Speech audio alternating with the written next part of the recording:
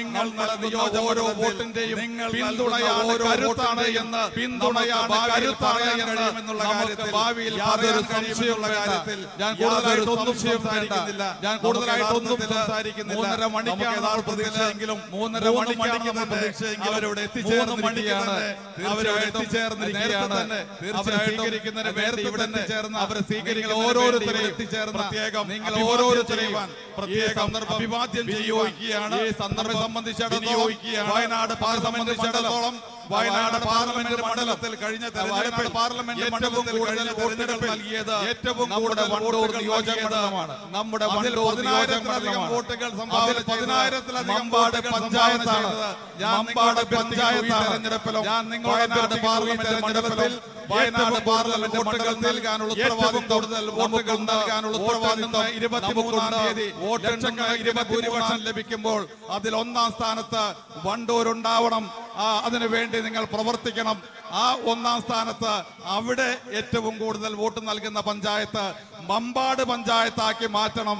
അതിനുവേണ്ടി കൂടി പ്രവർത്തിക്കണം എന്ന് അഭ്യർത്ഥിച്ചുകൊണ്ട് ഞാൻ നിർത്തുന്നു. ഏറെ ആരാധ്യയായ നമ്മുടെ പ്രിയപ്പെട്ട പ്രിയങ്ക ഗാന്ധിയെ നിങ്ങളോട് സംസാരിക്കുന്നതിന് വേണ്ടി ആദരപൂർവ്വം ക്ഷണിക്കുന്നു.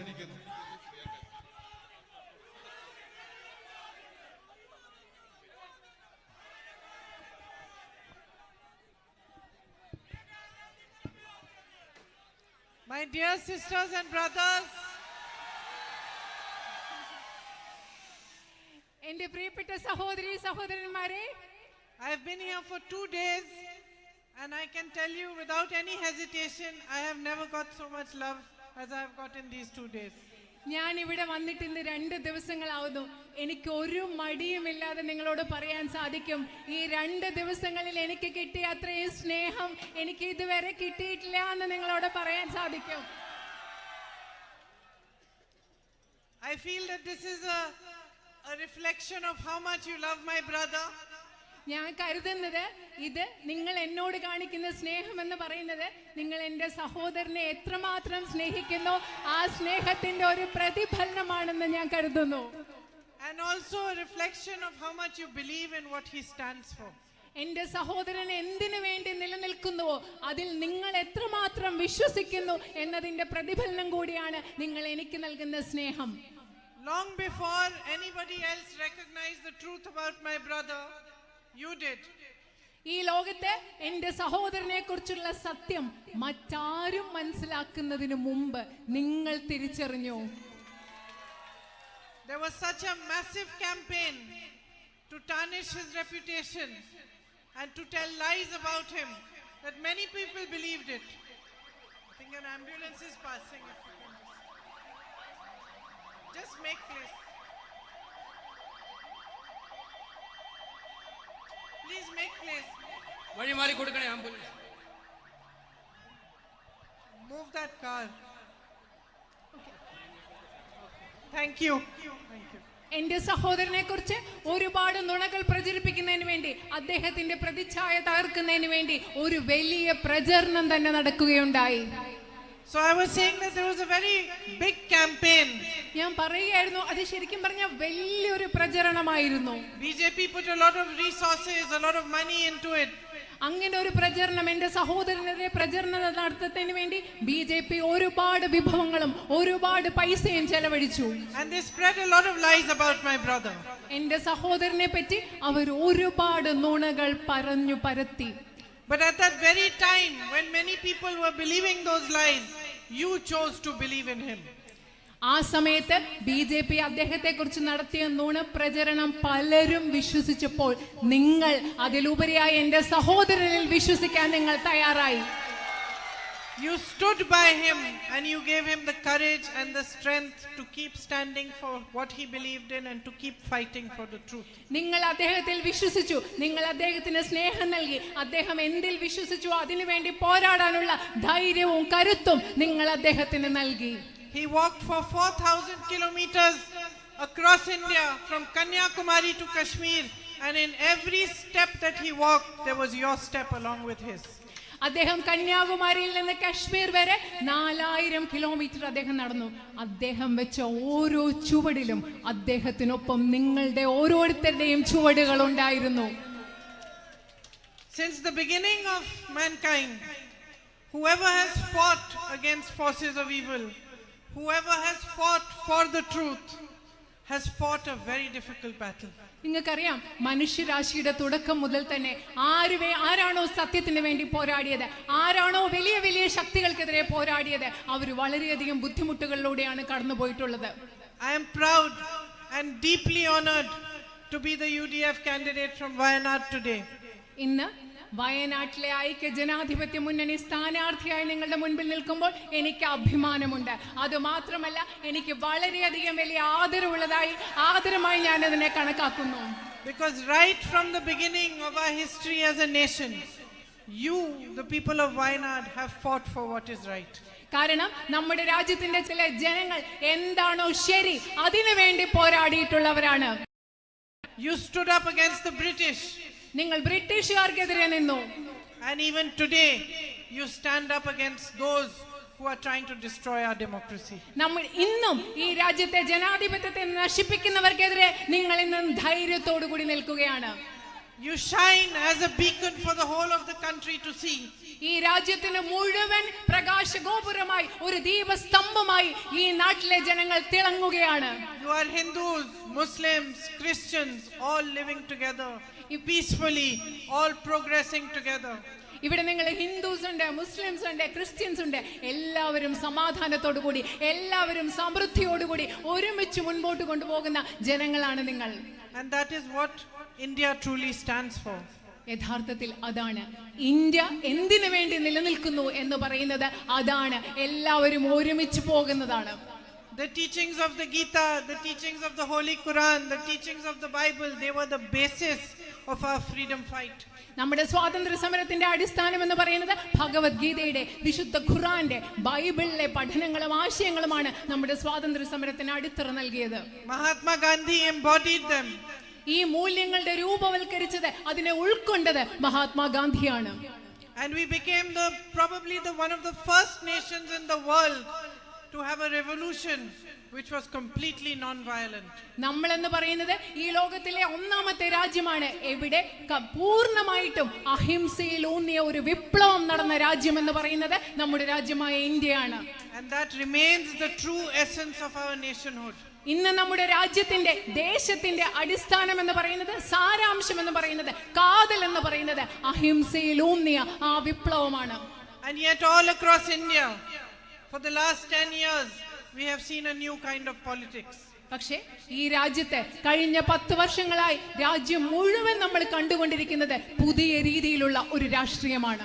A politics that thrives on and succeeds to divide people. ഒരു രാഷ്ട്രീയം ജനങ്ങളെ വിഭജിച്ച് അതിൽ വളരുന്ന, വിജയിക്കുന്ന ഒരു രാഷ്ട്രീയമാണ് ഇന്ത്യയിൽ നമ്മൾ കണ്ടുകൊണ്ടിരിക്കുന്നത്. A politics that teaches you to be afraid of your brothers and sisters, to hate them, to be angry at them. നിങ്ങളുടെ സഹോദരന്മാരെ ഭയപ്പെടാനുള്ള, നിങ്ങളുടെ സഹോദരന്മാരെ വെറുക്കാനുള്ള, അവരോട് ദേഷ്യം കാണിക്കാനുള്ള ഒരു രാഷ്ട്രീയമാണ് ഇന്ന് നമ്മുടെ രാജ്യത്ത് നിലനിൽക്കുന്നത്. A politics that works only for a handful of rich business people, the friends of the Prime Minister, and everything, all his policies, everything that he does is designed only to benefit them. പ്രധാനമന്ത്രിയുടെ സുഹൃത്തുക്കളായ അതിസമ്പന്നരായ 5-6 വ്യവസായികളെ സഹായിക്കാനുള്ള ഒരു രാഷ്ട്രീയം, ഈ രാജ്യത്തിലെ എല്ലാ നയങ്ങളും തീരുമാനങ്ങളും അവരെ സഹായിക്കാനുള്ള രീതിയിൽ മാത്രം നടക്കുന്ന ഒരു രാഷ്ട്രീയമാണ് ഇന്ന് നമ്മുടെ രാജ്യത്ത് നിലനിൽക്കുന്നത്. So on one side they create rifts between people, they divide people. On the other side they make policies that benefit only the businessmen who support them and provide them with funds. ഒരു വശത്ത് അവർ ജനങ്ങളുടെ ഇടയിൽ ഭിന്നിപ്പുണ്ടാക്കുന്നു, ജനങ്ങളെ വിഭജിക്കുന്നു. മറുവശത്ത് അവരെന്താണ് ചെയ്യുന്നത്? ഈ രാജ്യത്തെ സമ്പത്ത് മുഴുവനും, ഈ രാജ്യത്തെ മുഴുവൻ ഉപയോഗങ്ങളും, ഗവൺമെന്റിന്റെ നയങ്ങളുടെ ഉപയോഗങ്ങൾ കുറച്ച് ബിസിനസ്സുകാർക്ക്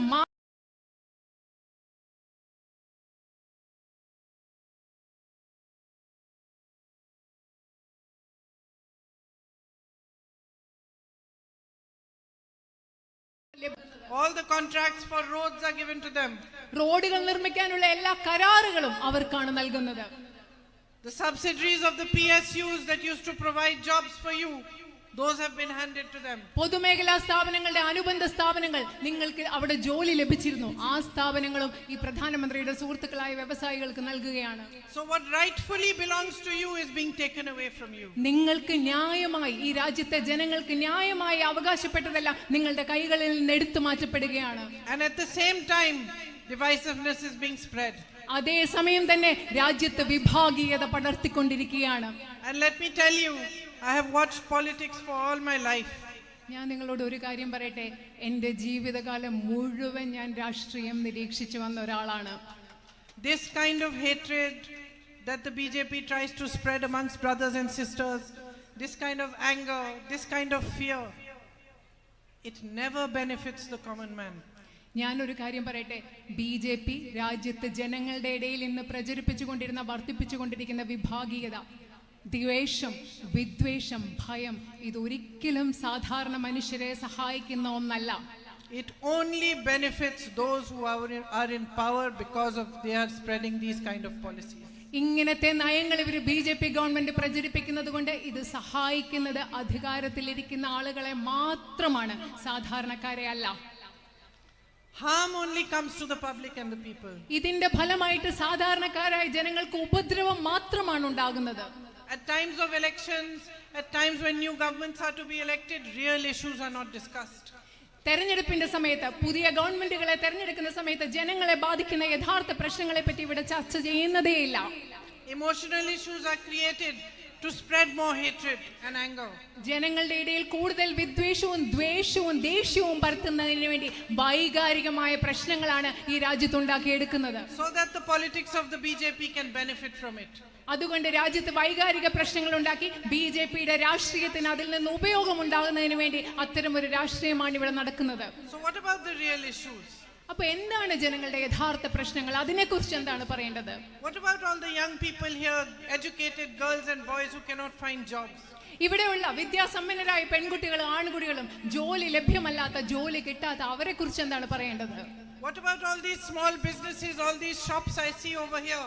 ഇവിടെ കാണുന്ന ചെറിയ ചെറിയ കടകൾ, ചെറിയ ചെറിയ വ്യാപാര സ്ഥാപനങ്ങൾ, കടകൾ, അതിനെ കുറിച്ച് എന്താണ് പറയേണ്ടത്? Who are crumbling under the weight of policies like demonetization, GST.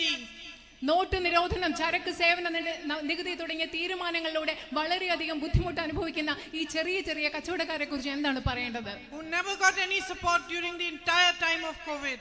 കോവിഡിന്റെ സമയത്ത് യാതൊരു പിന്തുണയും കിട്ടാത്ത ഇവരെ കുറിച്ച് എന്താണ് പറയേണ്ടത്? While governments around the world were trying to support small businesses to keep them going during that difficult period.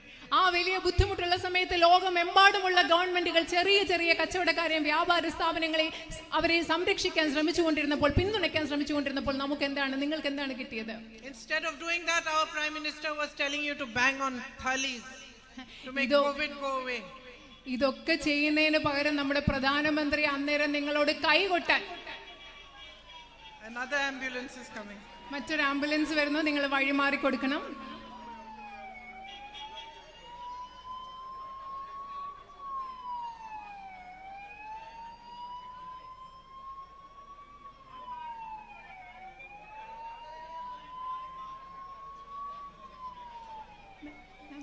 So what happens to these real issues? നേരത്തെ പറഞ്ഞുകൊണ്ടിരുന്നത് പ്രധാനമന്ത്രി കോവിഡ് സമയത്ത് ചെറിയ കച്ചവടക്കാരെ സംരക്ഷിക്കുന്നവരെ നിങ്ങളോട് കൈകൊട്ടാൻ പറഞ്ഞുകൊണ്ടിരിക്കുകയാണ് ചെയ്തത്.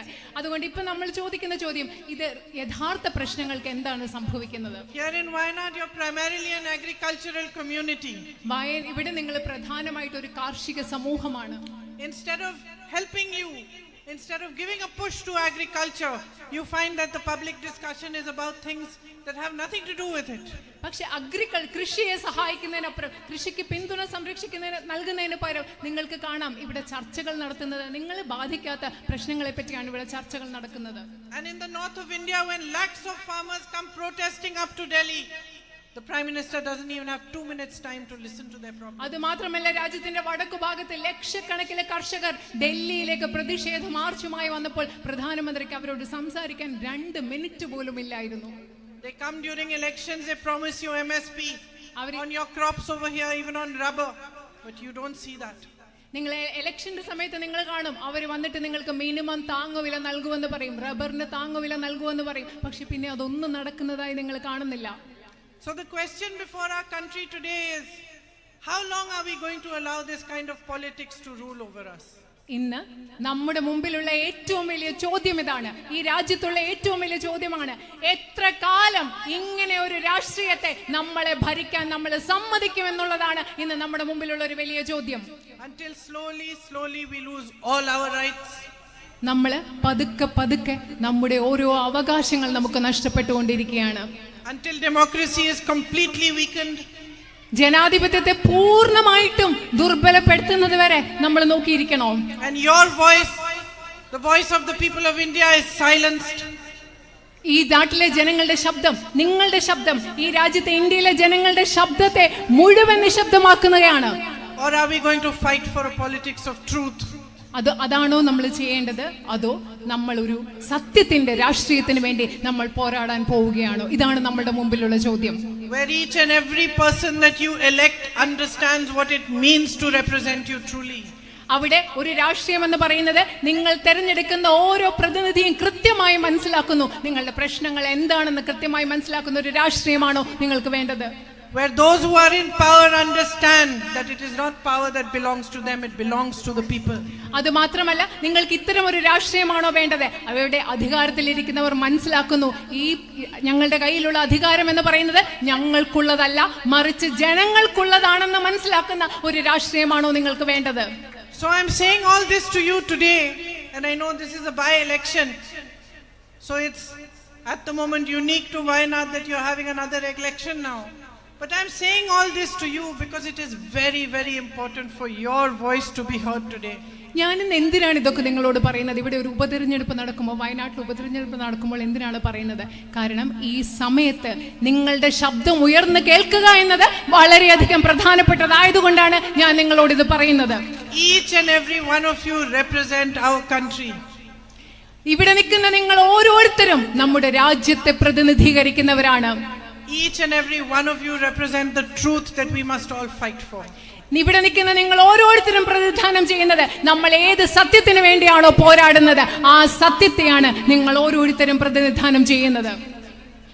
If you give me the opportunity, I would like to raise your voice in parliament and on every other platform possible.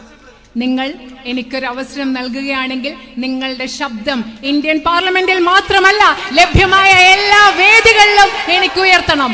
I will stand side by side with you for every battle that you want to fight. നിങ്ങൾ പോരാടുന്ന, നിങ്ങൾ ഓരോ യുദ്ധം നിങ്ങൾ പോരാടുമ്പോഴും നിങ്ങളുടെ ഓരോ പോരാട്ടത്തിലും നിങ്ങളോടൊപ്പം ഞാൻ നിൽക്കുന്നതായിരിക്കും. Right from the need for more jobs, to the need for better access to health and education, to the need for better infrastructure, to the need for better sports facilities for all these young boys who are training every day to be sportsmen.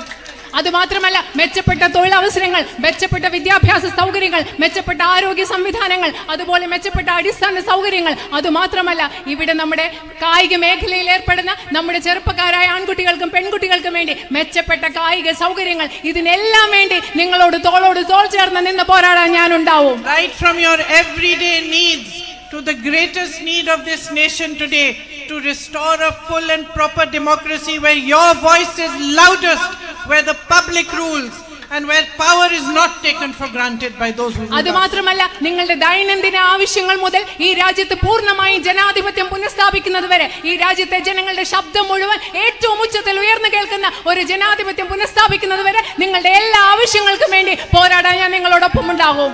In these 2 days that I have been in Wayanad, I have seen a fragment of how much you love my family and me. ഈ 2 ദിവസം വയനാട്ടിലുണ്ടായിരുന്ന ഈ 2 ദിവസം കൊണ്ട് നിങ്ങൾ എന്നെയും എൻ്റെ കുടുംബത്തെയും എത്രമാത്രം സ്നേഹിക്കുന്നു, അതിൻ്റെ ഒരു ചെറിയ ഭാഗം, ഒരു ചെറിയ അംശം മാത്രമേ എനിക്ക് കാണാൻ സാധിച്ചിട്ടുള്ളൂ. And that fragment has been enough to overwhelm me. ആ ചെറിയ അംശം, നിങ്ങളുടെ സ്നേഹത്തിന്റെ, വലിയ സ്നേഹത്തിന്റെ ഒരു ചെറിയ ഭാഗം തന്നെ അത്യധികമായി എന്നെ കീഴ്പ്പെടുത്തി കഴിഞ്ഞിരിക്കുന്ന ഒന്നാണ്. Everywhere I go, you are waiting for me, hugging me, kissing me like your own daughter, your own sister. ഞാൻ എവിടെ പോയാലും നിങ്ങൾ എനിക്ക് വേണ്ടി കാത്തിരിക്കുകയാണ്, നിങ്ങൾ എന്നെ ആലിംഗനം ചെയ്യുകയാണ്, നിങ്ങൾ സ്വന്തം മകളെ സ്നേഹിക്കുന്ന പോലെ, സ്വന്തം സഹോദരിയെ സ്നേഹിക്കുന്ന പോലെ എനിക്ക് ഉമ്മകൾ തരികയാണ്. There is no greater honor for me than to be standing here and seeking an opportunity to represent you in parliament. നിങ്ങളുടെ മുൻപിൽ ഇവിടെ നിന്നുകൊണ്ട് നിങ്ങളുടെ മുൻപിൽ നിങ്ങളെ പാർലമെന്റിൽ പ്രതിനിധീകരിക്കാനുള്ള ഒരു അവസരം നിങ്ങളോട് ആവശ്യപ്പെടുന്നത് പോലെ ഇതുപോലെ ഇതിലും മികച്ച ഒരു ആദരം എനിക്ക് കിട്ടാനില്ല എന്ന് ഞാൻ നിങ്ങളോട് പറയുകയാണ്.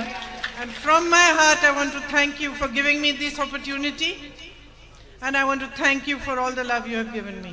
എൻ്റെ ഹൃദയത്തിന്റെ ആഴങ്ങളിൽ നിന്നും നിങ്ങൾ എനിക്ക് നൽകിയ അവസരത്തിന് നിങ്ങളോട് നന്ദി പറയാൻ ആഗ്രഹിക്കുന്നു. അതുപോലെ നിങ്ങൾ നൽകുന്ന എല്ലാ സ്നേഹത്തിനും ഞാൻ നിങ്ങളോട് നന്ദി പറയാൻ ആഗ്രഹിക്കുന്നു. I will not disappoint you and I will not let you down. That is നിങ്ങളെ my promise to you. നിങ്ങളോട് എനിക്ക് നൽകാനുള്ള വാഗ്ദാനം ഇതാണ്. ഞാൻ ഒരിക്കലും നിങ്ങളെ നിരാശപ്പെടുത്തില്ല എന്ന വാഗ്ദാനമാണ് ഞാൻ നിങ്ങൾക്ക് നൽകുന്നത്. Thank you for being here and for waiting for me. I know it's very hot and you must be having many other things to do today. I'll see you again soon. നിങ്ങൾ ഈ ചൂടത്ത്, എനിക്കറിയാം വലിയ ചൂടത്ത് നിങ്ങൾക്ക് ഒരുപാട് കാര്യങ്ങൾ ചെയ്യാനുണ്ടാവും. എന്നിട്ട് നിങ്ങൾ ഇവിടെ വന്നു എന്നെ കാത്തു നിന്നു. അതിന് നിങ്ങൾക്ക് പ്രത്യേകം നന്ദി. നിങ്ങളെ വളരെ വേഗം നമുക്ക് വീണ്ടും കാണാം. നന്ദി, നന്ദി.